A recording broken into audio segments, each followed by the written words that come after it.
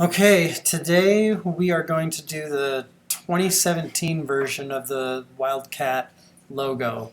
We're going to do two things we're going to do. First, we're going to create a lower thirds animation for title cards for like when you're watching a documentary, like a news story, and you see the people's name down at the bottom, their name and title.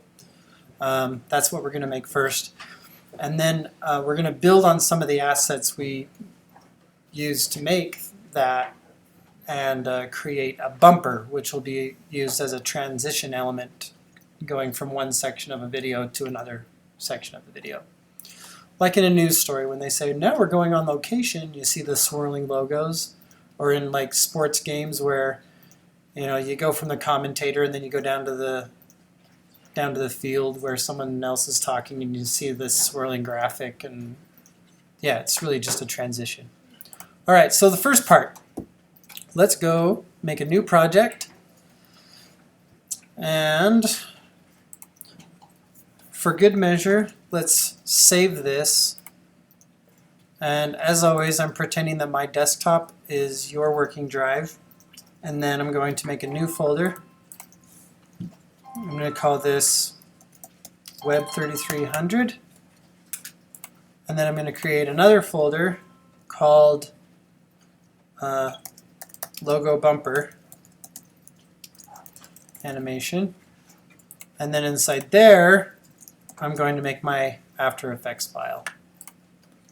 Because really for this project we're only going to have an After Effects file, an Assets folder, and then an Output folder, because that's all we need. Alright, so I'm going to call this Logo Bumper Scott Halford. Click Save. Now, for file management purposes, I downloaded the Wildcat 1Mark zip file, and Finder automatically unzipped that for me, so I'm going to copy that from my Downloads folder and paste it into my drive under there. And then in this folder, I'm going to make a new folder called Assets. And then paste it right there. All right, the only two assets I'm going to deal with for this, I could import this entire folder in. In fact, for ease, I might just drag that over, just drag it and drop it into After Effects, the entire folder. Oh, no, can't do that. Look what it did. Do you see this icon right here? That's an image sequence. It imported them as what it thought was going to be an image sequence. So let's undo that, Command Z. Let's do Command I to import one at a time. And I'm going to navigate to my Assets folder, the Wildcat 1Mark, and I am interested in the two EPS files. This one and this one. So I'm just going to import the two EPS files. It's the same graphic every time. So we've got a white logo, white logo, white logo. They're just different formats. Color and white. There's the color one, another color one, another color one. But the EPS files are my favorite because they're vector files, which means I can make them as big or small on the screen as I want to, and they will be crisp and sharp. Or I can make them crisp and sharp. All right. Let's start by doing a small, some nested animations, some pre-comps. One thing I'm going to do here is, to begin with, I'm going to take this white Wildcat 1 logo, and I'm going to drag it down to the new comp icon at the bottom of my project panel, and that'll create a new comp that's the size of this logo. And because I'm going to be making this different sizes every time I use it, I'm going to go ahead right now and click on this redraw column on the layer in the timeline. That way, whenever I scale it up beyond 100%, After Effects will redraw the vectors so that they're going to remain crisp. You can't do that with rasterized because then the pixels just get bigger and there's nothing to redraw. So that's why I'm using the EPS. All right, so now what I want to do is there are a couple of different things. I'm going to animate each of these letters in one at a time, and then I'm going to do another animation with the one, with the letters in the one. But this pre-comp is going to be for the Wildcat words. Okay, so I'm going to go up to my project panel and rename this composition, so hard return, rename this Wildcat letters. Okay, just hit enter, then that's, maybe I'll rename this pre-comp just so everybody knows it's a pre-comp. Okay, Wildcat letters, pre-comp. I dragged it directly, I dragged this white Wildcat 1 logo directly into the new comp icon. That's how I made that. This is 30 seconds long. It's much longer than I need it. I'm going to put my playhead right at 10 seconds and hit N on my keyboard to set the end of the work area bar at 10 seconds. And then right click on the work area bar, select trim comp to work area. That'll make that 10 seconds long. That's still longer than I need it, but at least it's not 30 seconds now. All right, let's do another thing. I want to isolate the Wildcat word in this one. So just for now, let's think about what I want to do. I want to animate each one of these letters dropping in from the top one at a time. Okay. So there's a couple of different ways I can do that. The way I'm going to teach you today is this is where I want all these letters to end. So I'm going to go forward to, let's say, 12 frames, and then add a position keyframe right there. So I'm going to turn on the position keyframes at 12 frames in. Now I'm going to put my playhead at the beginning, and I'm going to just hold down Shift and drag that up till the Wildcat word is just off the screen. Now if I hit spacebar, I can preview that. Okay, that's all it did. Now let's go to the second keyframe and hit F9, or you have to do the function key and then hit F9 to add easy ease to that second keyframe. Now, I don't know, we haven't really spent much time in this, but with this second keyframe activated, I'm going to click on this graph editor icon right here. Okay, right here. So when I click on that, it'll show me the rate at which this is leveling out, which is the easing. If yours looks like this, then follow me. Click on this icon, the Choose Graph Type and Options, and select Edit Speed Graph. So if yours looked like this already, then stick with it. We want your graph to have this shape. This handle down here will allow me to increase the rate at which that is affected. So if I drag it to the left, drag this particular handle to the left, that increases the slowdown. So it starts out moving really, really fast, but then it'll slow down to a more gradual stop. How do we get Stronger show the ease. Show the, It's this graph editor button right here. but then now I don't. How do I edit those? Okay, you want to make sure you have a keyframe for the property you want to edit the graph of selected before you click on the graph editor. So when you click on graph editor, this should come up. If it doesn't look like this, your menu right here, down here at the bottom, the choose graph type and options, that will allow you to select edit speed graph. And that's the one I want. Okay, so let me preview that. See how it just kind of snaps down and really settles in? It's pretty extreme. All right. Now, I've animated this whole thing. It's sliding down, but I want this to come in one character at a time. It's not a Photoshop file, so I can't convert the text to editable text. So in order to do this one character at a time, what do you think I might have to do? Mask it. Mask it, exactly. But I need to do a mask around each letter and have them come in separate. So I'm going to have to duplicate this the number of times that there are letters in the word wildcat. So right now, with this selected, I have the one for the W.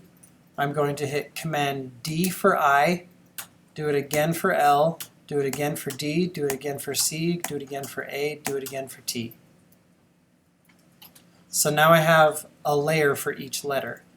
Now I need to do a mask around each letter on each, only one letter per layer. Okay? So with layer number 1 selected, I'm going to hit Q on my keyboard, which will activate my rectangle tool up here. And I'm going to draw a box around the W. Now it didn't do anything because I still have the remaining layers below it that don't have any masks on them. So now I'm going to go to the second one down and draw another one around the I. Go to the next one, draw a mask around the L. Go to the next one, draw a mask around the D. Now the key command to just select the layer below the one that's selected is Command down arrow. So select the next one down, drag a mask around the C, select the next one down, drag one around the A, and hopefully if I go down one more time, this will be the last one. The T will disappear as soon as I start dragging this mask.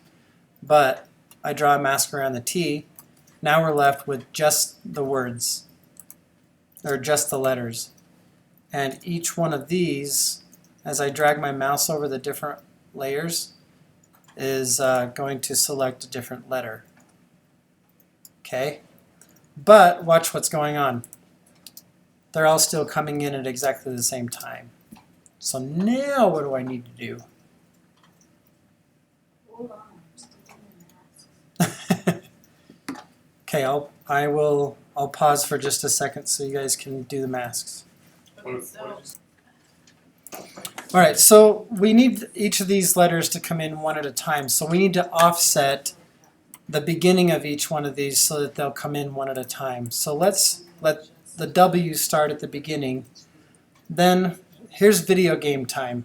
How fast can you do this? Command right arrow will advance one frame. Command down arrow will select the next layer down. Left bracket will shift the beginning of that layer to where the playhead is. Command right arrow will advance the playhead one frame. Command down arrow will select the next layer down.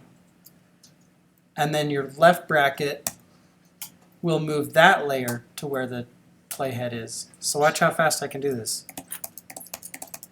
Oh yeah. Whew. wait. You'd think I'd be better at StarCraft. So what do you do? Okay, so my playhead's at the beginning.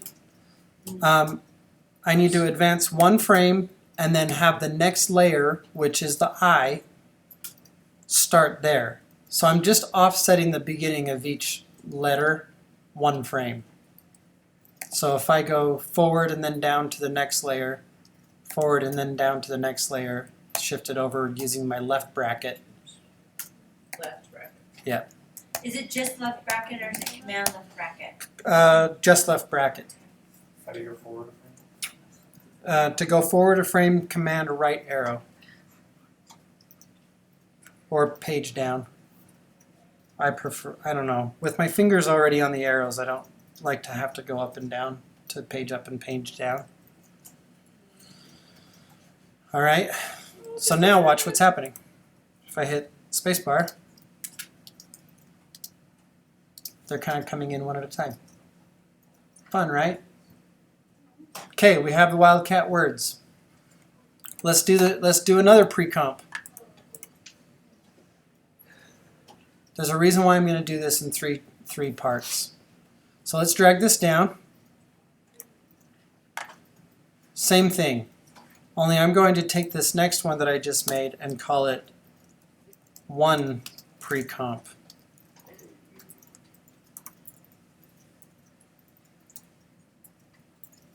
So the same one, same pre-comp?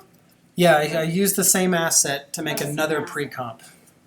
Okay, I'm going to do something very similar for the letters of 1. I'm going to duplicate this 3 times. Well, I'm going to duplicate it twice to make a total of 3, 1 for each letter. So there's the O and E.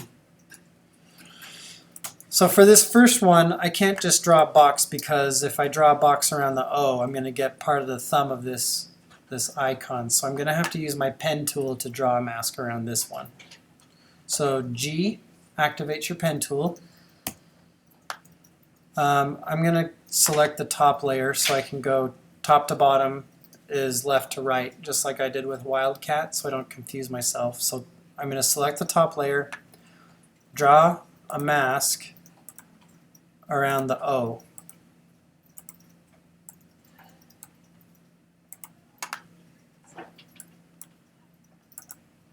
Okay. Now the N and the E are going to be easy if I just use my rectangle tool, select the next layer down, get the N, select the next layer down, get the E.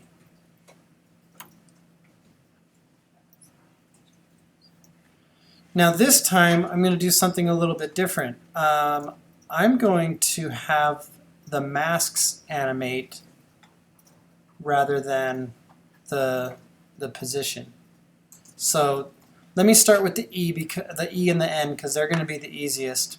So first of all, let me advance forward to 12 frames again. Actually, let me make this 10 frames. Ooh, this comp's 30 seconds long again. We're fine. I'm just going to zoom in a little bit so I can see 10 frames. Right there. Alright, so for the E, which is my bottom layer, if I hit M for mask, that'll reveal my mask path properties. Let me do this on all 3 of these layers. M for mask. And I'm going to turn on the stopwatch for the mask path of each one of those masks. So there should be 1 mask per layer, 1 mask per letter. Now I'm going to go back to the beginning, select the E layer, and with my selection tool, which is V, I'm just going to touch the right edge of this mask and drag it this way. Now if you drug your entire mask on accident, if you have, pardon? Nothing. You can at any time double click on any point of the mask and it'll do a transform box around the entire mask.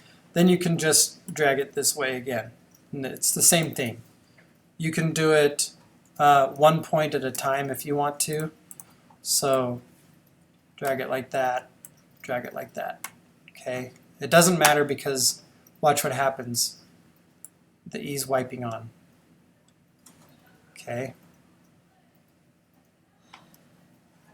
Pretty. Cool. Pretty cool. No. Okay, I'm going to change my mind.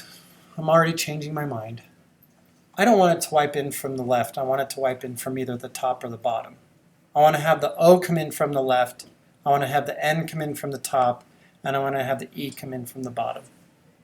So the way to do that, all I have to do is just delete this first keyframe on the E. Okay? I didn't delete all the keyframes. I just deleted that first one. So I'm going to animate this so that it's going to come in from the bottom like that. Okay, now let me do that for the N.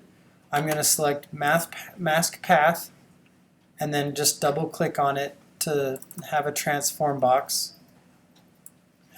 Drag this up to the top of the N. Now the O is going to be a little tricky because watch what happens if I just double click on the mask and then drag this over. It's going to start revealing the side of the claw. Okay, don't want to do that. So what I have to do is carefully, kind of point by point, I have to make this come around like that. And now I ran into a problem. I don't have an extra point inside this to not make that do that. Not to worry. I can just grab my pen tool, add a couple more points to that line, and bend it around this way. Question? How do you get off of the box? You can't click on the points and just move them and moves the whole box. Okay, so if you have a box like this, whoops, like that, Yeah. hit enter or return to deselect it. Now, all the points are selected. All the points of the mask are selected, so if I move it, it's going to do this. I have to click to the side of the mask to kind of deselect the mask. Then I can come back and click on a single point and move one point.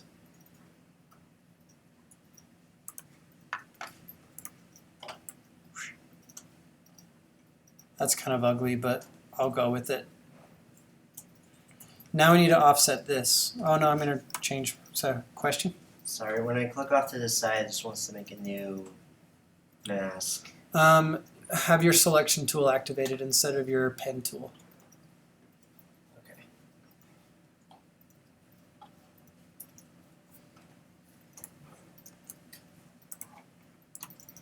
Alright, so my second bunch of keyframes, what do I always like to do? I'm an easer. I like to ease. I'm going to do it to the first and last of each of these. Okay.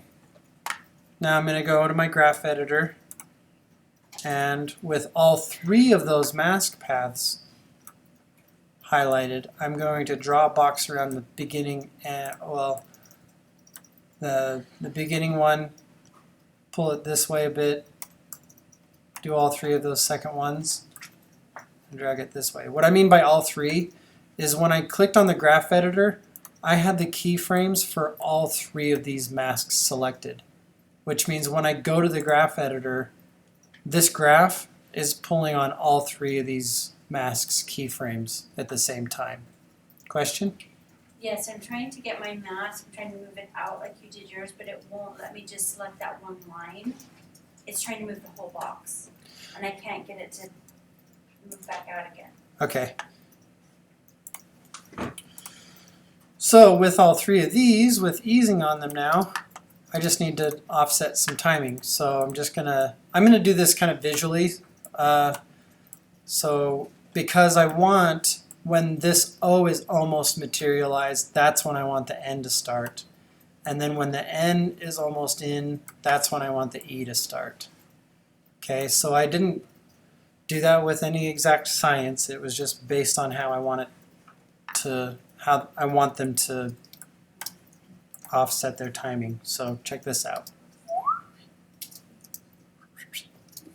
Cool. All right. Now, let's make our little logo. Let's put it together.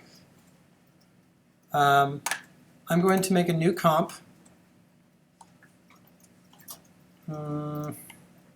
Actually, let's make another one with that same asset. Drag that down. Make another one. Let's rename this one Wildcat 1 logo. Okay.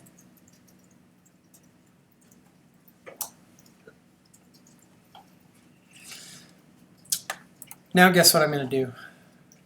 Claw. The hand. The claw! Mr. Claw.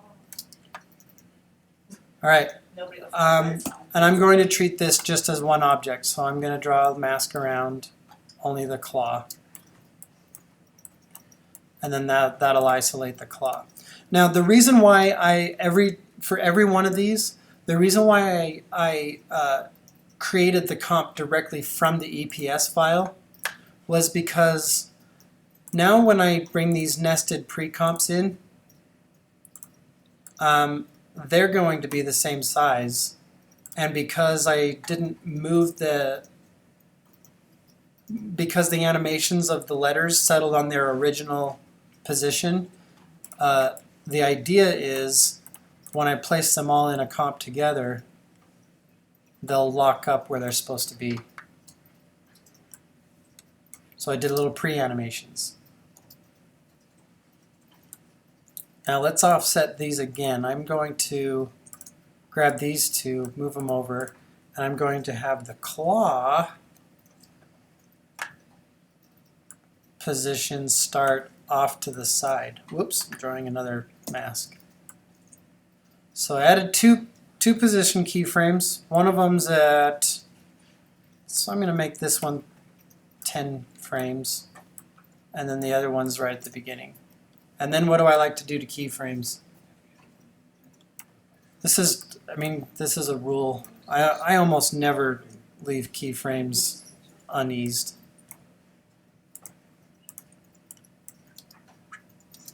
Okay, and I almost never just leave the standard easing on there. You can actually change that in your preferences, but because these computers reset themselves every time, I'm not going to bother. But you can actually set that the standard easing in your preferences. Okay, so the claw's coming in. Maybe that's about the time I want the Wildcat letters to start falling in. And then maybe once the claw is settled, that's when I want the O to start coming in. So let's see how that looks. So if you have a new comp that has all of them in there, or Yep, this is one comp with both of the pre-comps and the logo with the claw masked out.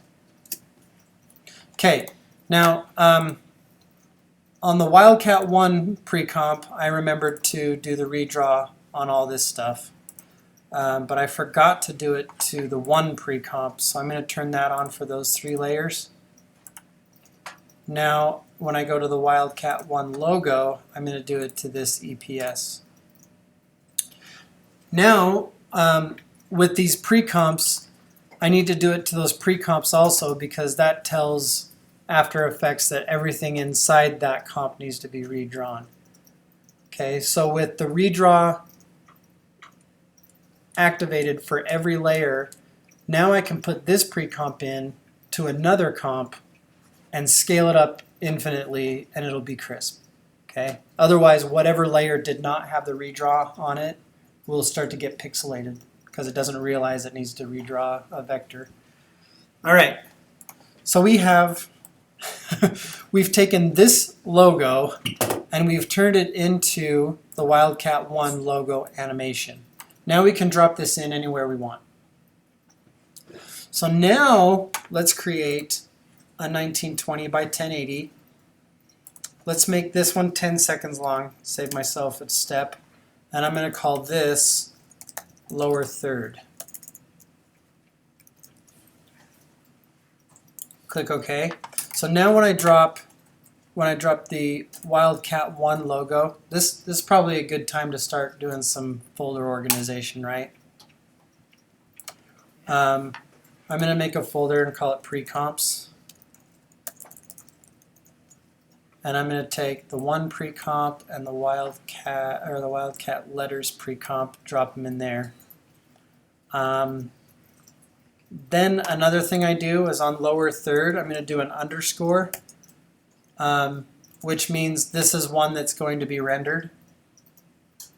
And what the underscore does is it forces it to be at the top of the list all the time, so I always know where to find it.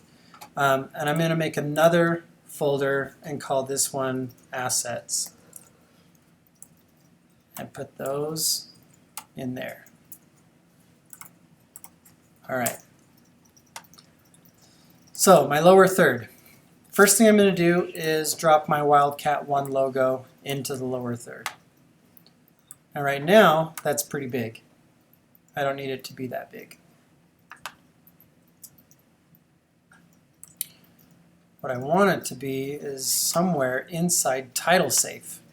So I'm going to turn on my title action safe by clicking on this little icon right here, selecting title and action safe.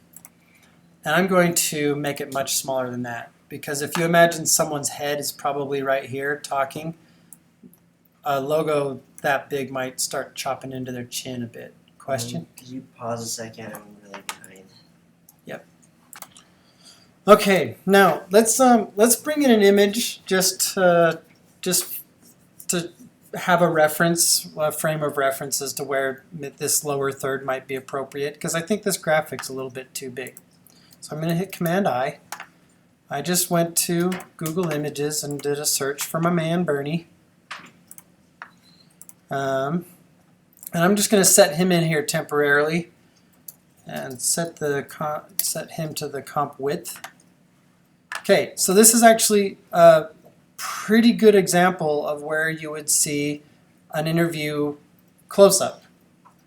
You might use something wider than this, but this is a good framing for an interview close-up. Typically, the framing I think ought to be over here based on the direction that his head is facing. But if I just put him in the middle, I think this will be fine. So I'm going to lock that layer down and then place this Wildcat 1 logo. I'm going to make it, let's make it 50% scale and see how big that is. I'm going to use 50% scale and then just tuck it right there in the bottom corner, right where those intersect with each other. Okay, I could actually probably get away with putting the W on that line and the 1 text on that line, because if this graphic just dips below that a little bit, it's probably okay. You just want to make sure that no text goes outside of that. All right. So you just pulled in a picture. Yeah, I just pulled in a random picture. All right.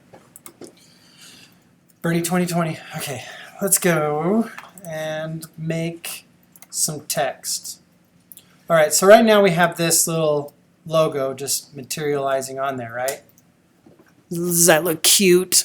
Did you use one of your pre-comp logos, or did you just use the regular? I used the Wildcat 1 logo animation with the claw and then the 2 letter pre-comps. Oh, I didn't. It's this guy right here. Do you remember this animation? Okay. I was still working on my cloud when you did all of that, so I'll have to watch the video. Okay. All right, so I'm going to go back to my lower third, and I've got my graphic down here in the corner. Now I'm going to do one more thing to this. I am going to turn this into a 3D layer right there. And then right after that 1 second, right when it's done building in the Wildcat 1, I'm going to flip it around. Okay, so at roughly 1 second, let's do R for rotation and turn on the keyframes for your Y rotation at 1 second. Assuming your guys' logo is animated in about a second also, or less than. Now I'm going to go forward to 2 seconds on my timeline, and I'm going to have that rotate to negative 180 because I want it to rotate in this direction. Okay, so negative 180. Turn on easing for that.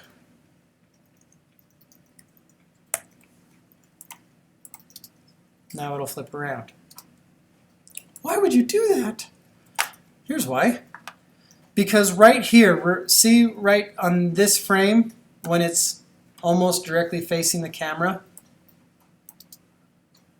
I'm going to swap in a different graphic and have it turn into just the claw. So here's a little tip for you. Question? Sorry, the 1 second, well, did you have the rotation at 0? The rotation is 0, yeah. So all I did was activate, at 1 second, all I did was activate the Y rotation keyframe. I didn't change the Y value at all. Then I go to forward to 2 seconds, and I change the Y rotation value to -180. So that it does this 180. It pulls a 180 on us. Now, I want this to be, like this entire space right here, I want that to be taken up with the claw. A bigger version of the claw. Do you guys remember we already made a maxed out version of the claw? Did that once already, right? It was in the Wildcat 1 logo. So I'm going to go to that one, click on that layer. Well, it's got position keyframes. But I'm going to copy that layer.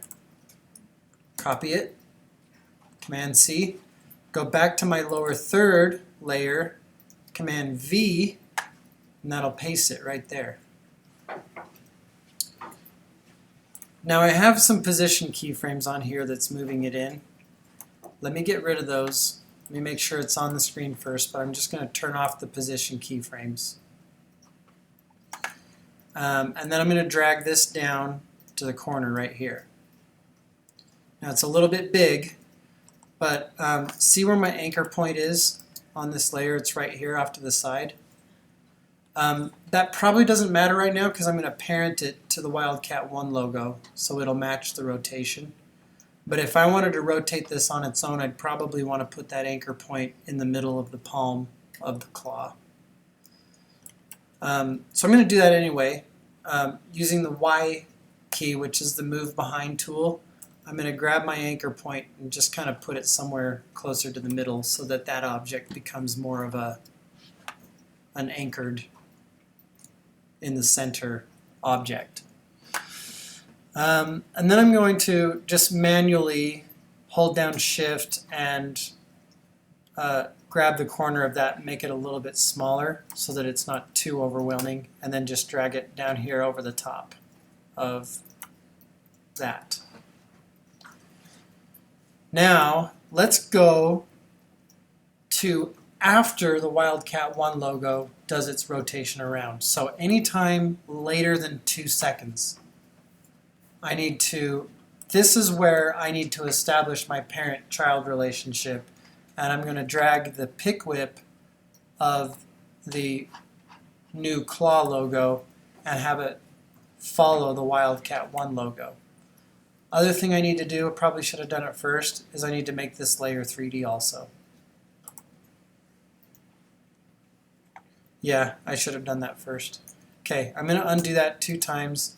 I need to make this 3D first, then establish the parent-child relationship, and now it'll rotate around with that other layer. So, on the frame where these are both faced this way, this is where I want the Wildcat 1 logo to end, and if I go forward one more frame, that's where I want the WSU claw EPS to begin. So that on the frame that this is turned toward the camera, they magically do a little swap. Okay. So part of this assignment is to have a 3D element that would satisfy your 3D element, that little swap there. Okay. Now here's the kicker. I don't want your lower third to do exactly the same thing as my lower third. I'm just showing you some techniques. Question? It's there a way to, I mean, could you use like the puppet tool, or would it totally make the claw look retarded? Like if you made it look like it's reaching out like that, the claws extend? Yeah, Is you there a could- way to do that? Yeah, you could puppet, if you wanted to kind of do a little thing where these claws look like they're doing a little row thing, Uh-huh. you could put some puppet pins on these claws and have them do a little grab, Like a little, grabuloidal animation. Yes, you could. You should try. And if it works, congratulations. You'll probably want to pre-comp that though if you're going to rotate it around. You'll want to do the animation where the claw does its grab and then nest that into another one and rotate that object, because once you apply puppet pins, you can't move the puppet pins in 3D. So you'll have to flatten them into another and comp. then put them in? and then put it in. Yeah. Okay. All right. Is that looking cute? Very nice. All right. Very nice. Another thing I could do right here, because these two EPSs are the same size, I could swap this out for the color version of the claw. So with this claw layer selected, if I drag the color one down, hold down Option or Alt, then let go on my mouse, then I've swapped it out for the color version of the logo with the black background. Did that work? What's going on here? Oh, I'm gonna have to get precise with that little mask.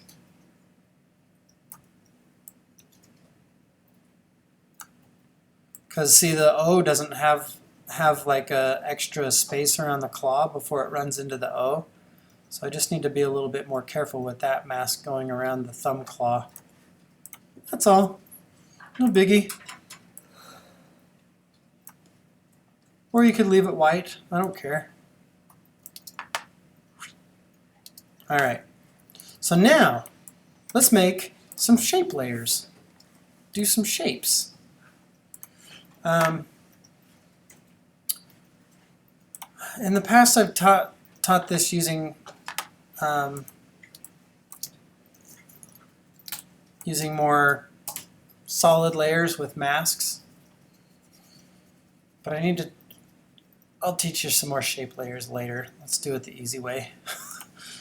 All right, so I'm going to hit Command Y to create a new. I'm going to zoom in here because I want to sample this purple right here. But if I hit Command Y, then I can use my eyedropper to select this purple color in that claw.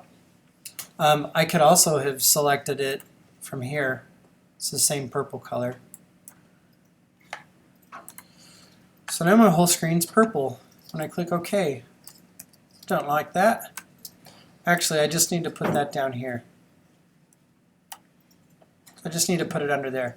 Now, with this, what I'm going to do is use my rectangle tool with the solid layer selected, and I'm going to just draw a rectangle right here.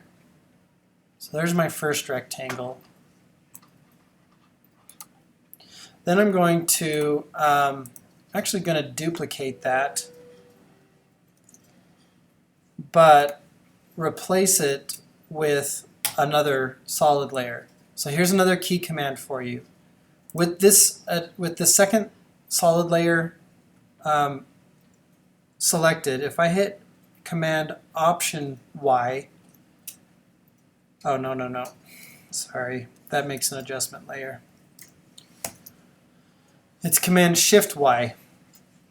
I can create another solid, but it'll replace it, this duplicated layer with it. So I'm actually going to make a gray right there. I'm going to make a darker gray because I'm going to use white text. So if I click OK there, I can make a new solid, or I can this will make a new solid, but I can either make it swap out every solid that's already using this particular solid, or I can just replace it with this one I just want to replace it with this one. And for this, I want to have my gray solid be below my purple solid. So right now they're occupying the same space, but I'm going to actually just use my arrow keys and nudge this down below and kind of offset it a little bit.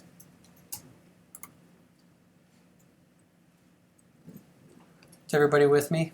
So I just made two solids.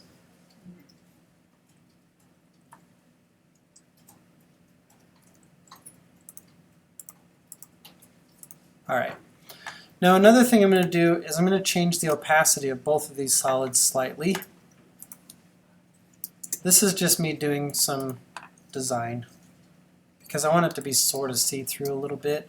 Plus, where the two solids intersect, it kind of creates the appearance of a third solid. So that's kind of fun. Here's what it looks like on transparency. So there's some transparency shining through. And here's what it looks like with Bernie. Who knew Bernie was such a Weber fan? All right, so we got those things. Now let's watch our animation. Solids are on already, but the Wildcat 1 logo comes in, then it does this little rotation around. This is the point where I want these solids to extend out to the side. Okay? I'm going to do this in two different ways. At this point in time, when that claw is still coming around, actually right about the time that claw starts to appear, that's where I want this top solid to come in. Let's turn Bernie off for a second.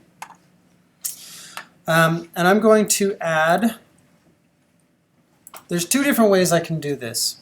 I can either put my anchor point right here and do an X scale on the X value and just have it go out to the side, or I can animate the mask so that it comes out. I'm going to animate the mask because I'm lazy. My anchor point's not on the screen right now. Okay, so hit M. Might be a good idea to have your layer start right here. So that would be what key? To just shift to the beginning of this layer to where my playhead is. Shift bracket. That's close. It's just the left bracket. So left bracket will just move that to where the playhead is right there, right at the beginning. All right, now I'm going to turn on my mask path keyframes, but what it looks like right now is how I want it to end. This is where I want the layer to begin its animation. So what do I need to do? Move your playhead, right? Where you want it to it's at your keyhead. Without having to move the playhead though, I could just move this keyframe over here so that now if I change the mask path, it'll automatically add a keyframe right here. Okay, so let's see. I want to be precise though. I want to move it over 12 frames. The way to do that is if I hold down Alt and then my right arrow with this keyframe selected, it'll start nudging it over one frame at a time. If I hold down Shift and Option and do the right arrow, it'll move it over 10 frames. So that's 10, and then if I go another 1, 2, that's 12. Okay? Or I could move the playhead over 12 frames and snap it to the playhead. How'd you do it frame by frame again? You hold down Option with the keyframe selected, and then your right and left arrows will move it to the right and to the left. Okay, yes. All right, now I'm going to grab my selection tool, double click on the mask up here, any point, and then I'm just going to bring that over to there. Right on. Now what am I going to do? Ease it. Ease that. Are you gonna make the gray one do the same thing? And I'm going to make the gray one at the exact moment this purple one gets almost to the end of it. I'm going to have the gray one. Whoops, I accidentally double clicked on it. See that? It's frustrating. Don't lose your composure. Freak out like I Don't freak out. say that word. I'm going to now move the gray layer to start right there. Add my mask path keyframe, move that over, not 12 frames, because this doesn't have as far to go. It's only got like a little bit. So I'm going to only move it over 1, 2, 3, 4, 5, 6, 7 frames.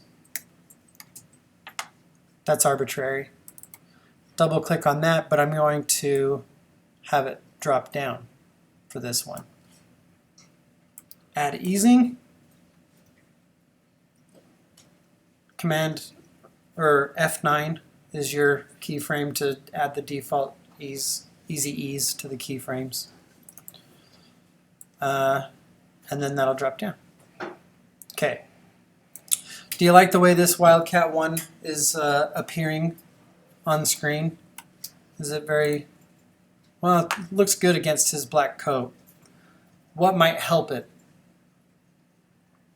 If it had maybe a little bit of shading behind it, Little drop shadow a maybe? little drop shadow, or Okay. even like just like a transparent, so that no matter what color it is in the back, There's something to there's contrast it something that against? contrasts it. Yeah. Like maybe a darker, like the brown or something, Okay. or gray. Well, I'm going to go with your first suggestion and do a drop shadow. So there's an effect called drop shadow. And I'm going to drop the drop shadow on there. Let's put this back on. Let's hide Bernie, put this back on a transparent background so I can see what it's doing. That's probably okay. I want to soften it a little bit. Maybe make it a little farther away, and then make it not so dark. So make it like 25% dark. There. Should I do it to the claw, or, well, that's probably okay, right?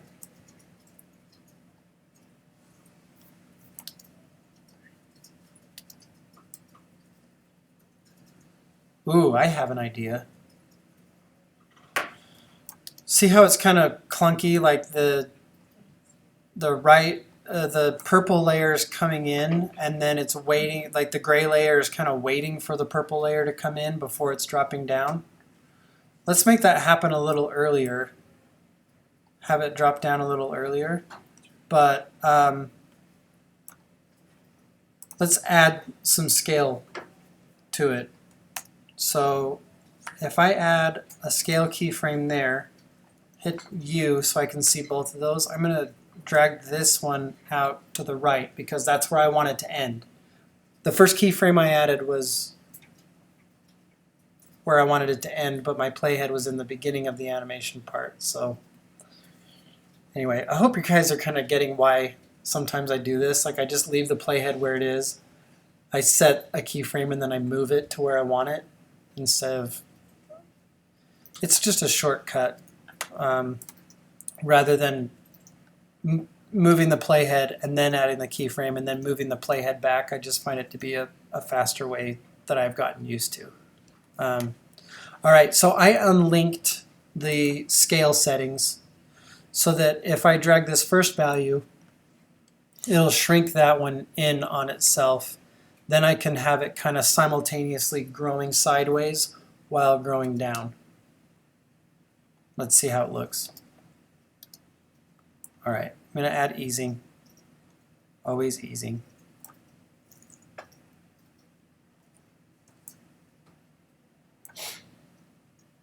Okay, another thing I don't like is I don't like how it's still moving after the purple one's done. I want everything to just kind of finish up at the same time.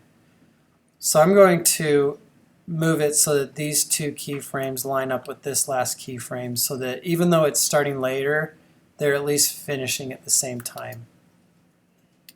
Another thing I'm not liking is the gray is scaling in from right here, and I want it to be scaling in from here as the purple bar grows in from the side also.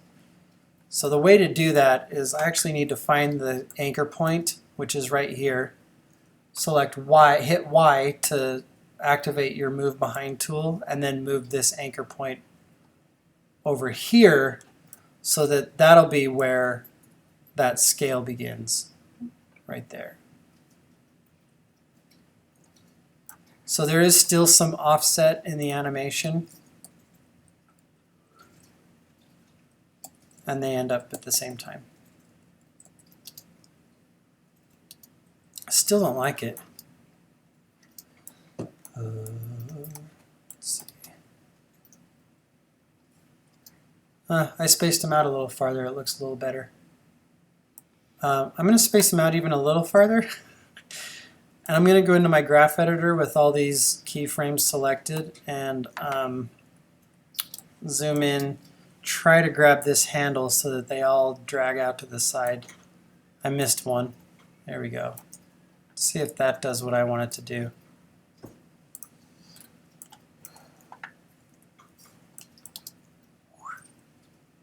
Ooh. So I don't know about you guys, but I think I like that a little better. All right. So even though the animation is taking longer, the fact that they're starting out faster and then taking a little longer to settle makes it feel like it's still fast. All right, last thing I got to do is put some text on here. So let's make some text. I'm going to take the lazy way out on this and just use a text preset. So Command T will activate my type tool, and I'm going to type Bernie Sanders. And I need to adjust this typeface a little bigger. So here's a composition question. Things you need to ask yourself. Do I match the baseline up with where the gray and the purple intersect behind the purple? Do I put the baseline in between that space? Also, do I keep, well, right now I've got equidistant space between the top and bottom of the purple, which just magically happens to be about the center of where these two overlap. Another thing you could consider is whether or not, if you do this, if you want to, because now you've got new space, you can either, this also just happenstance made it so that the top of this text touched the top of the purple, the bottom is touching where the purple and the gray intersect behind the purple. You could also increase the size of this so that the capital letters peek out above and then the lowercase letters are in this space. I don't like that. You don't know? I don't like that. You don't like this? I don't like that. I don't either. It's better centered in the purple. You like it better centered in the... Okay. It's more pleasing to your eye. Okay, well, I agree. I just wanted to try something that I knew wasn't going to be pretty so that we could arrive at something that would be a little better. So let's look at this. Does that look good?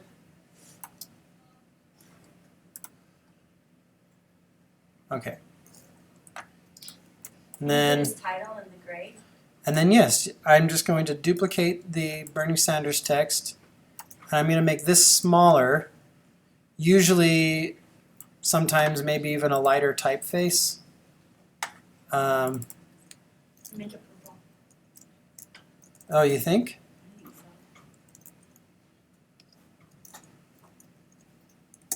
I think so. All right. Let's see.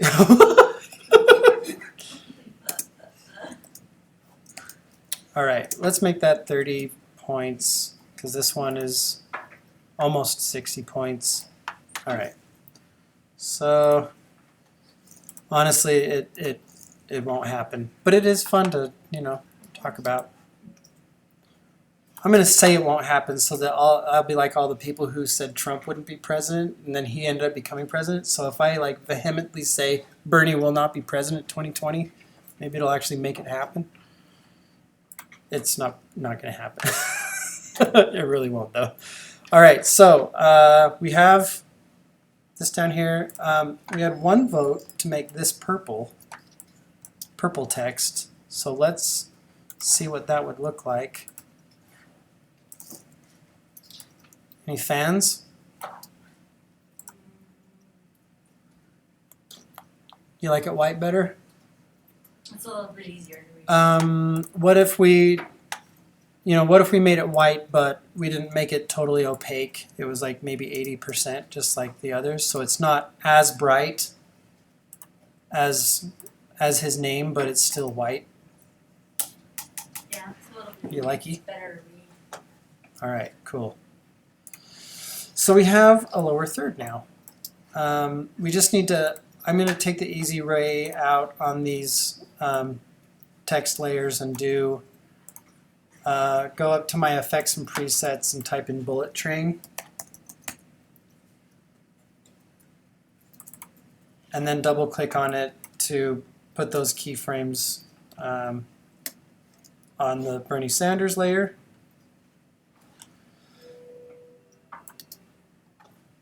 And then copy those keyframes and paste them onto the President 2020, but just a few frames later. Oops, that didn't work.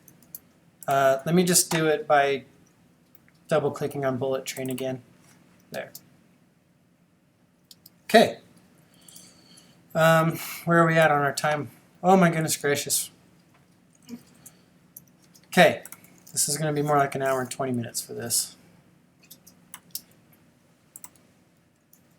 So we have that animating in, flipping around, and Bernie Sanders 2020. Couple things we need to do now is we need to add something to create some visual interest within this. So it's going to sit there for about 6 seconds and then we'll just fade it away. If you want to get bonus points and make the animation, do another animation where it disappears, like it takes itself off the screen, that would be awesome. For this assignment, part of the assignment is to use a particle emitter. So I'm going to go into my effects and presets and type in particle. Whoops. All right, so I've got my particles over there. Particles need to go onto a solid layer. In this case, preferably a black solid. Okay, so I'm going to hit Command Y with my timeline activated, and I'm going to create a black solid. Click OK, click OK, and now I can start. By default, After Effects puts the new solid on the top layer, so it just covers everything. Everything I animated is still underneath this solid layer. See, if I turn it off, there it is. But I'm going to put on Particle Playground. Wait, is that the one I want? I want Particle Systems. I'm going to do Particle Systems. Okay, so now what I'm going to do is basically make some particles that will emit from the claw and just sort of exist inside this space right here and just move slightly. Okay. So let's go down the particle systems.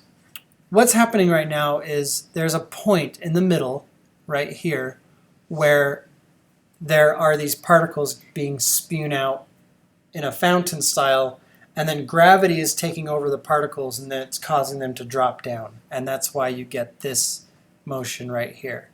Okay, so you can actually, if you put your eye right here, you can watch that particle. Okay, so they are individual little objects that are being generated and then manipulated by gravity.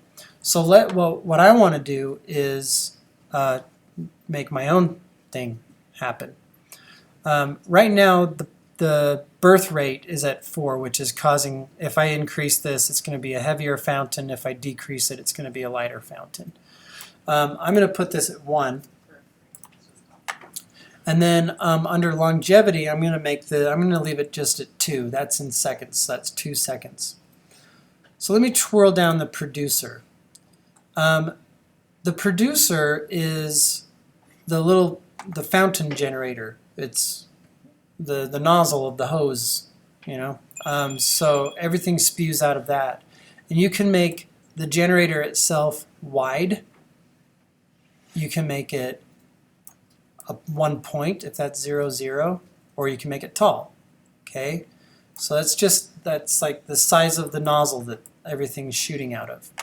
The position is this right here, so I can move it around. So let's go to physics. What I want to do is have my particles start coming out of the claw, so I'm going to move that down here. And I want the particles to move to the side. So let's see if we can do that. That's rotating the emitter. I know how to do this.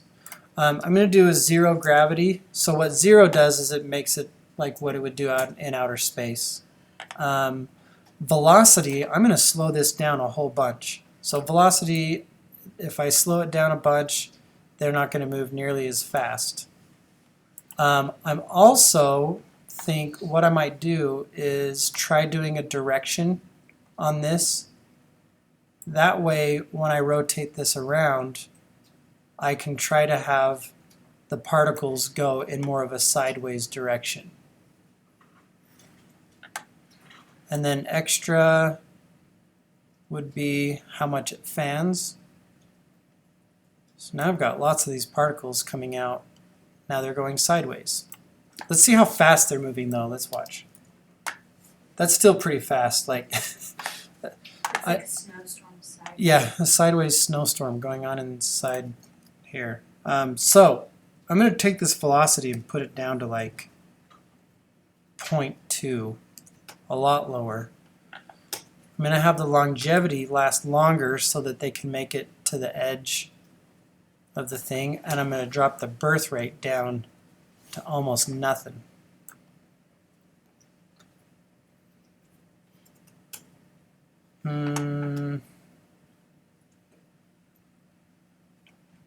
Or what I could do is increase the velocity so it shoots out a little bit faster, but then have the resistance, like air resistance, catch it and have them slow down before they die.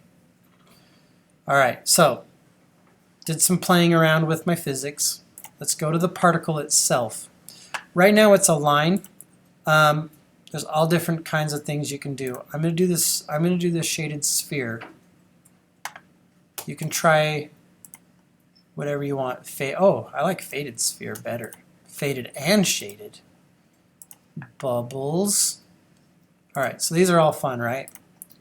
Just mess with them, play with them. Birth size. So this is at the beginning how big it's going to be, and then the death size is how small you want it to be when it disappears. I'm going to do big at the end and kind of smaller at the beginning. Then under size variation, the more you bring this up, the more the size will be different. If you bring this all the way down, then all of them will be exactly the same size. Max opacity, if we bring this way down, watch what's happening. If I bring this way down, then they're becoming a lot more subtle. And they're not becoming like really extreme. Under color map, you can say, I want it to be born yellow, but I want it to die red. Or you can say, I want it to be born gray and then die purple. Then under composite mode, you can have, when they cross, this is for the particles themselves, when they cross in front of each other, how they interact with each other. I'm going to use add because it's fun. And then under random seed, that'll just change how they are arranged when they come out. So I don't really need to mess with that. But let me see how these are looking now. Okay, so it's not like this shower of particles. It's just like a movement of these globs back behind. But check out what's happening. The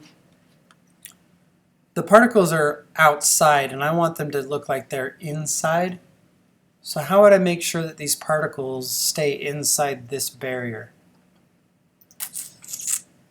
Mask it. Could mask the layer.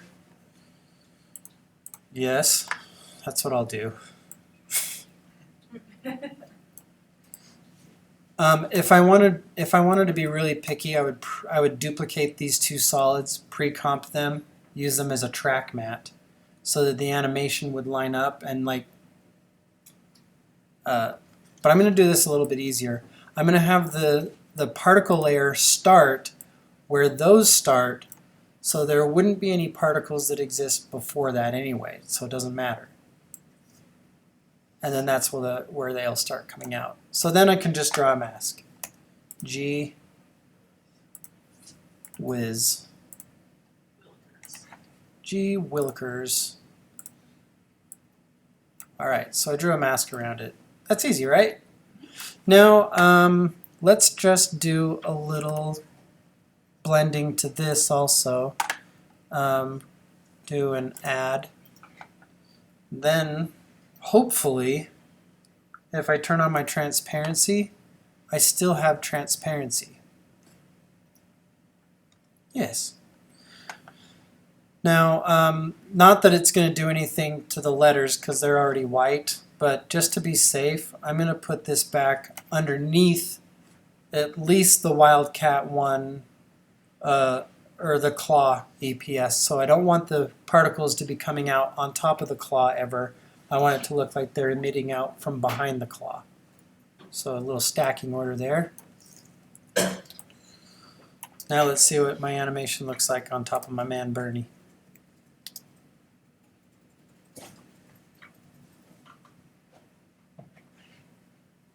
Okay, voila. Last part of this assignment, which is probably the most important part as far as like your video editor being able to use these the way you want to, you need to export this video with this alpha channel the way you see it now, okay? Because then I can bring it into my video editor and it won't cover up my video, only where you see stuff now. Any place you see checkerboard, you'll be able to see through it. That's what alpha is, okay? So let me show you a couple of settings that have alpha in them. So let's go to the render queue. Let's add this to the render queue. There's a key command for it. I don't remember. I've been using one that's 12 years old. So you can go up to composition, add to render queue, and there's your render queue. So in your output module, we're going to, did you guys watch your chapter 14 stuff? Okay, good. All right, awesome. These settings are very similar to the media encoder ones, but one thing I need to try and relearn is how to use media encoder to create alpha, video files with alpha. By default, your output settings are going to be using QuickTime with the animation codec, which does have alpha. Okay, so this will work. Problem is, this file will be huge when you're done exporting it. It's like rather large, which is okay. I think you can still submit it through Canvas. One that will be a little bit more reasonable will be this ProRes 4444. This 422, basically the fourth 4 means that that's the information that is in the alpha. Okay, so 444 will have alpha. I think you can export it as Flash video, and that Flash video can carry alpha as well. Although I wouldn't really use Flash video for sending it to an editor, to put into an editor. I'd use the 4444. So those are your settings for 444, or for exporting with alpha. And the way I test this is if you put this in your folder, logo bumper animation, do drafts or output. Call this lower third, then put your name on there so that I know who I'm grading. And if you want to do a version 1, you can. But if I render this out, then hopefully when this is done rendering and I bring it, this is how I'm going to grade you. I'm going to import it into After Effects, put it in a comp, and if it doesn't have the see-through channel, then I'll know that you didn't export it with alpha. Okay, and you'll get docked for that. So this is how I grade it, and this is how you can check your work. Import your file that you just output, and then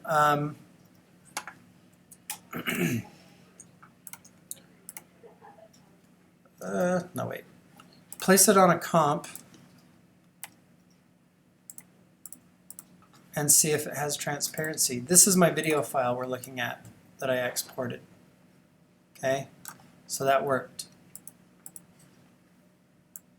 There it is. Whoops. Okay. So it worked. Yay! And the animation. You guys like the animation?